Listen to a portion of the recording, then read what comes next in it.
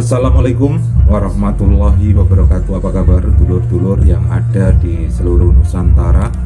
Berjumpa di Widijo Channel. Seperti biasa teman-teman, kita membahas tentang beberapa weton yang di tahun 2024 ini menjadi weton-weton yang masuk dalam kelompok suatu perhitungan weton ya.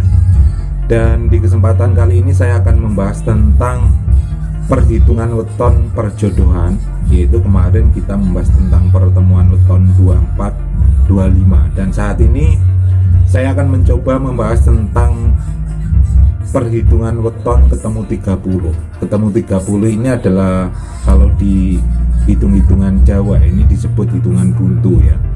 Banyak yang ketika ketemu 30 ini banyak yang menghindari atau tidak berani untuk melakukan suatu perjodohan ya. Karena apa? Karena jatuhnya itu jatuh di pati, atau kalau orang jatuh pada hitungan pati itu biasanya banyak ujian, banyak cobaannya ya. Bisa mati rezekinya, bisa mati pekerjaannya, seperti itu. Namun ketika kita menggunakan suatu perhitungan lain, ini bisa beda kalau kita itu memperhatikan yang namanya akad nikah ya. Akad nikah itu bentuk yang sangat penting sekali, sangat sakral, karena sebagai pondasi bagaimana berkelanjutannya suatu kehidupan rumah tangga.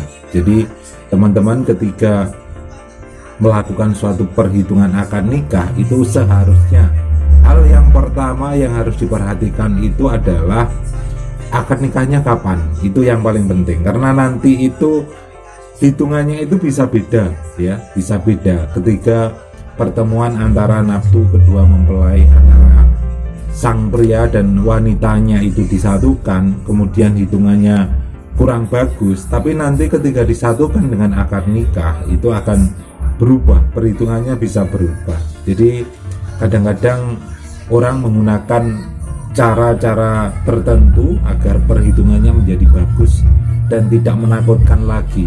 Karena sebenarnya kalau dalam hal pernikahan ini, kalau saya pribadi, memang nikah itu suatu hal yang sakral, suatu hal yang tujuannya itu baik ya, tujuannya untuk baik. Tapi ketika kita mempelajari tentang pertemuan weton, yaitu kita harus tahu dulu ya, setiap weton itu punya suatu aura ya, punya aura tersendiri, sehingga ketika dua weton itu disatukan akan membentuk suatu aura yang berbeda pula. Sehingga ini hal-hal yang harus diperhatikan tentang suatu perjodohan ya, karena nanti ketika hanya dasarnya itu dari weton ketemu weton itu nanti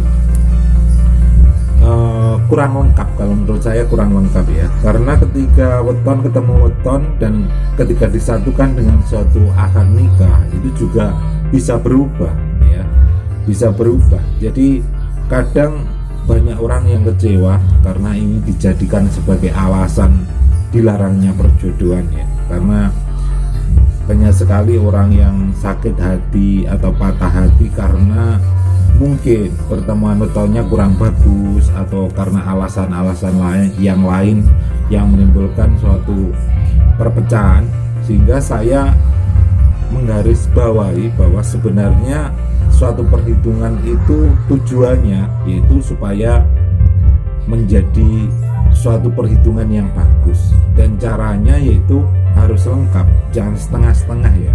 Karena kalau setengah-setengah nanti hasilnya juga setengah-setengah. Jadi orang yang menghitungnya setengah, pakai cuma menghitung bahan dasarnya saja, nanti juga hasilnya belum maksimal kalau belum menggunakan perhitungan-perhitungan seperti bagaimana memilih tahun, bagaimana memilih bulan ya, arah nasnya seperti apa. Nah seperti itu. Jadi untuk perhitungan perjodohan itu harus lengkap, jangan sekedar hanya mengambil dari perhitungan dasar ya. Seperti itu teman-teman. Jadi untuk yang mungkin lagi ngeri atau takut dengan perhitungan ketemu wetonnya jatuh di pati dan loro, ini jangan takut lagi gitu. Nanti pasti ada perhitungan-perhitungan yang lain yang lebih lengkap, yang tentunya bisa dicari waktu atau tatanan yang lebih pas, lebih baik seperti itu. Terima kasih teman-teman, semoga bisa bermanfaat dan bisa diambil hikmahnya. Ihdinas siratal mustaqim. Wassalamualaikum warahmatullahi wabarakatuh.